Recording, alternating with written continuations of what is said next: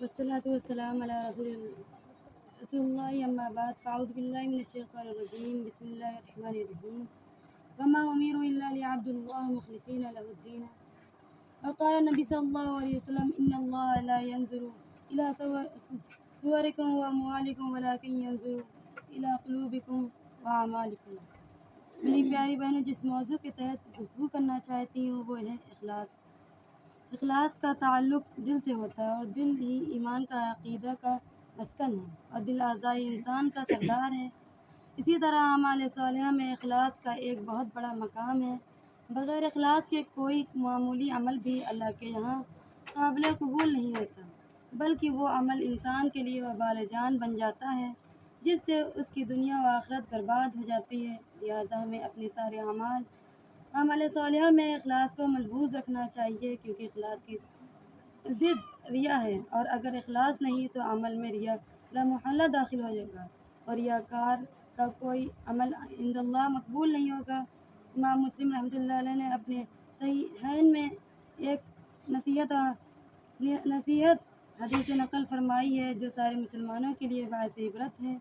यही वो हदीस है जिसको बयान करने से पहले अबू हुरैरा रज़ियल्लाहु तआला अन्हु कई मरतबा बेहोश हो जाया करते थे। अबू हुरैरा रज़ियल्लाहु तआला अन्हु बयान करते हैं कि रसूल सल्लल्लाहु अलैहि वसल्लम ने फरमाया, क़यामत के दिन जहन्नम में सबसे पहले 3 लोगों को दाखिल करके जहन्नम को भड़काया जाएगा। पहला शख्स क़ारी कुरान होगा, दूसरा शख्स मुजाहिद होगा और तीसरा शख्स मालदार होगा। उन सभी ने दुनिया में कमर तोड़ मेहनत की थी।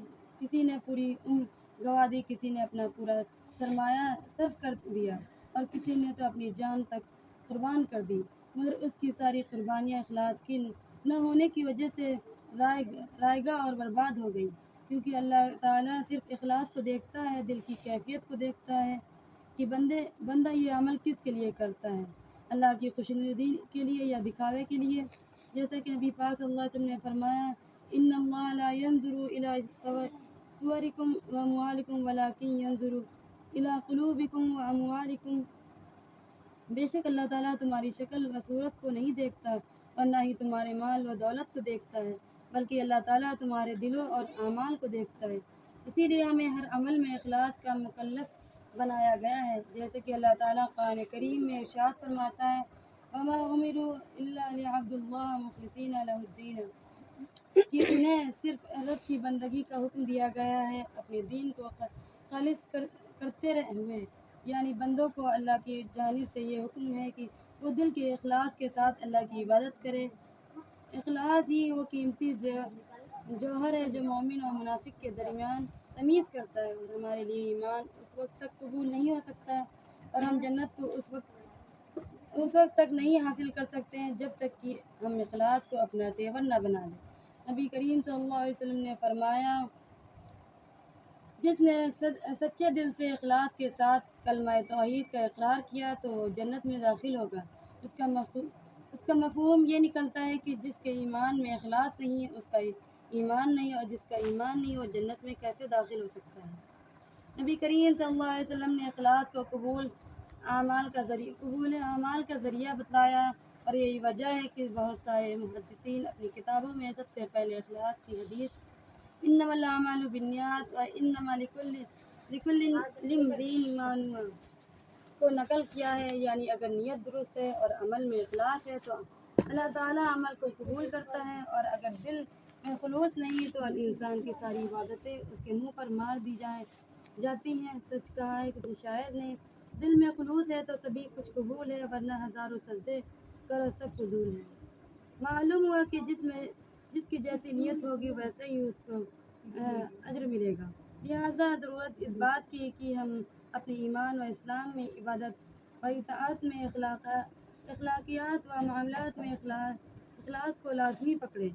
यही इखलास हमारी कामयाबी और कामरानी की पहली सीढ़ी है और दुनिया आखिरत की सादत की दलील है। और इसी इखलास से जो भी बंदा दाएं बाएं मुड़ता है तो वो न तो दुनियावी उम्र में कामयाब हो सकता है, आखिरत में वो सरखुरू हो।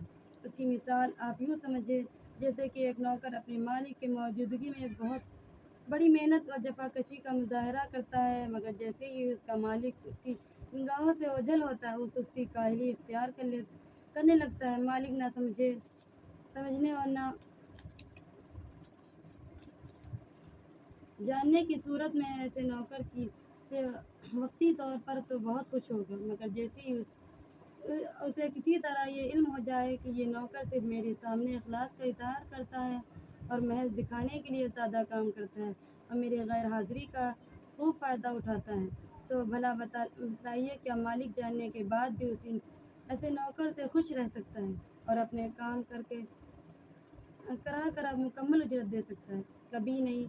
तो भला हमारा रब जो अलीम बिज़ात सुदूर है, खबीर व बसीर है और जिसे हर चीज़ का मुकम्मल इल्म है, वो जानते बूझते हमारी रियाकारी से कैसे खुश हो सकता है?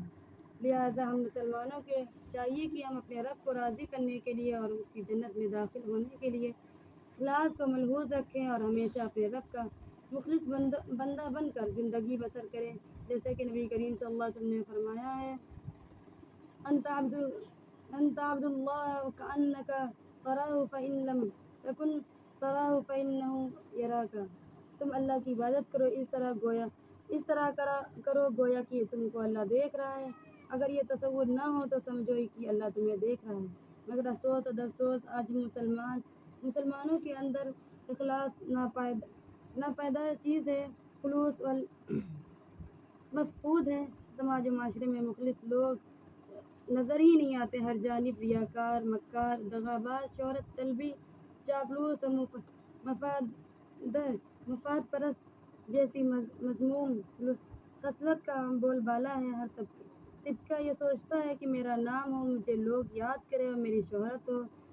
ये ईमान की बहुत बड़ी कमज़ोरी है। हमारे इस्लाफ शोहरत तलबी और रियाकारी से काफ़ी दूर रहा करते थे। गुमनाम रहना अपने लिए बात फ़ख्र समझते थे, क्योंकि इसलिए इखलास को अपने लिए कीमती और दौलत समझते थे। और जब उनकी खूबियाँ और महास उनके सामने बयान की जाती थी तो उनकी आंखें अश्कबार हो जाती थी। अल्लाह अकबर। और आज हम रियाकार शोहरत को बात शर्फ समझते हैं। मेरी प्यारी बहनों, खुलासा कलाम यह है कि इखलास बहुत ही कीमती और नायाब ज़ेवर है जो अल्लाह के नेक बंदों को हासिल होता है। इखलास कबूल ईमान व अमल सालिहा का सबब है। इखलास दुखुल जन्नत का ज़रिया है। अल्लाह की खुशनुदी, रज़ामंदी और तक़रीब को हासिल करने का सबब है। मेरी प्यारी बहनों, ये थी इखलास के मुताल्लिक़ चंद बातें जिनको मैंने अपने टूटे फूटे लफ्ज़ों में बयान की है। अब आखिर में अल्लाह रब्बुल आलमीन से दुआ है कि अल्लाह ताला हम सब मुसलमानों को इखलास की अज़मत व अहमियत को समझने की तौफ़ीक़ अता फ़रमाए और हम सबको नेक अमाल की सादत नसीब फ़रमाए। आमीन। तक़ब्बल या रब्बल आलमीन।